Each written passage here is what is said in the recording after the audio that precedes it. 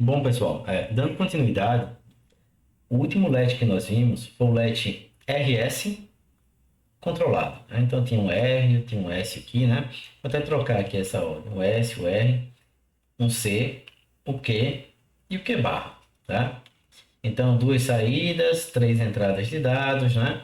E eu tinha uma tabela, na verdade, que ela representava todo o comportamento aí do meu LED de forma muito simples. Quando C era zero, para esse caso, porque eu não tenho inversor, tanto fazia os valores de RS, como está desativado, eu estou mantendo o valor anterior lá no meu elemento memória. Quando é um, dependia dos valores diretamente de RS, né? Então, eu tinha que verificar caso a caso. Nesse caso aqui, a gente viu que isso é igual ao que é anterior.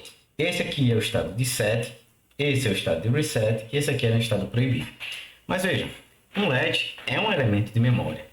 Aí, como elemento de memória, eu preciso basicamente de três funções para um sistema binário, né, para ele operar corretamente, que seria uma função para ele manter um dado que está armazenado, uma função para escrever o valor zero e uma função para escrever o valor um, certo? Então, ó, como eu já tenho um C aqui, que ele ativa ou desativa o meu elemento, né, para escrita, né, eu posso pensar que essa linha aqui, ó, ela seria utilizada para manter o dado anterior lá, que já se encontrava no meu elemento, tá? E aí, me restam essas outras duas linhas aqui, ó, eu posso escrever um ou escrever zero, utilizando os valores de S e R. Mas, uma forma mais simples para mim operar, obviamente, era que eu tivesse apenas uma entrada de dados. Se eu quero gravar um do meu elemento, nada melhor do que eu colocar um na minha entrada de dados e acionar o meu elemento através do C, tá? Ou seja, seria muito mais interessante para mim que eu tivesse, além da entrada C, ó, uma entrada D de dados, tá? Que ela funcionasse da seguinte forma.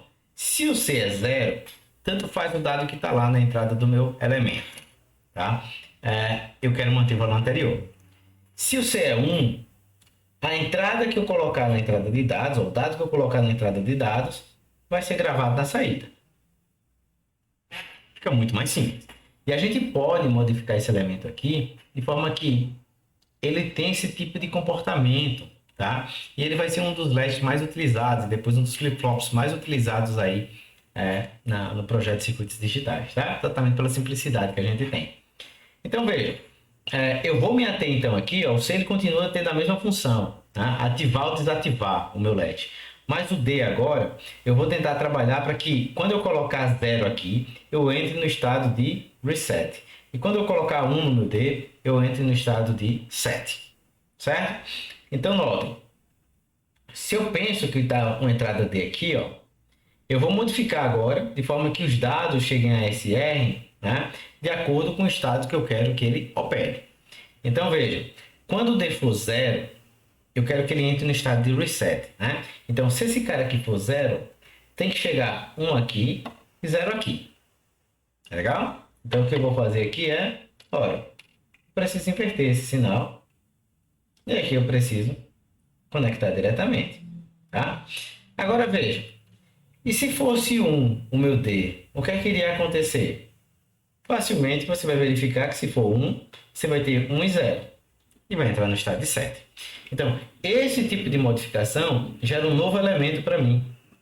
Né? Ele vai se chamar de latch D, tá? Que basicamente tem apenas uma entrada de dados, uma entrada aqui de controle, né?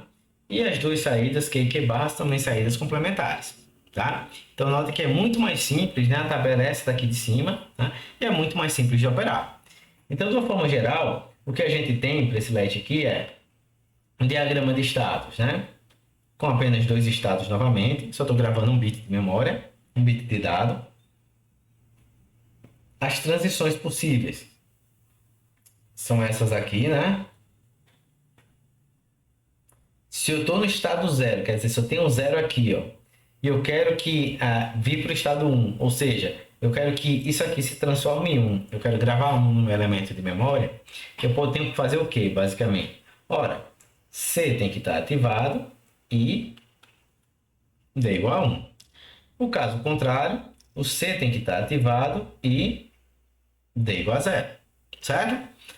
Para manter no estado zero, eu tenho que ter C igual a zero, isso aqui já é o suficiente, ou C igual a 1 e D igual a zero. Então, eu estou ativando, mas eu estou querendo gravar zero. Como já tinha zero, ele continua com zero. E nesse caso aqui, eu tenho C igual a zero, ou C igual a 1 e D igual a 1. Isso aí seria o meu diagrama de status, tá? Então, notem, é muito mais fácil observar o funcionamento desse circuito ao longo do tempo do que o do meu estado lá no meu circuito RS, né?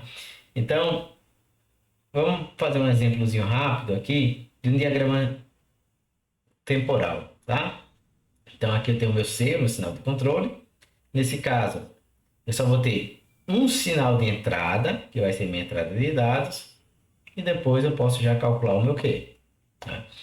Então, para o meu C, vamos supor que eu tenha o seguinte comportamento. Então, vai ser um sinal aqui periódico, né? A cada 2 quadrados aqui, eu estou criando uma transição de 0 para 1. E aí, o meu D, ele vai ser da seguinte forma. Olha só que interessante, né?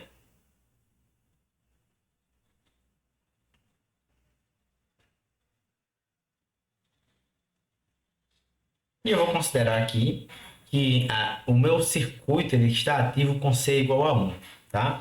Prestem muita atenção sempre quando o circuito está ativo, né? Em que momento? Se for C igual a 0, vocês têm que analisar em tempos distintos, né?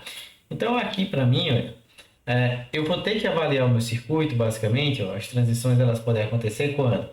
Nesses intervalos aqui, ó, no primeiro intervalo, que é daqui para cá, né? Depois, ó, daqui para cá, e assim por diante, né? Então, eu tenho esse aqui, eu tenho esse aqui, e finalmente eu tenho esse carinha aqui. Tá?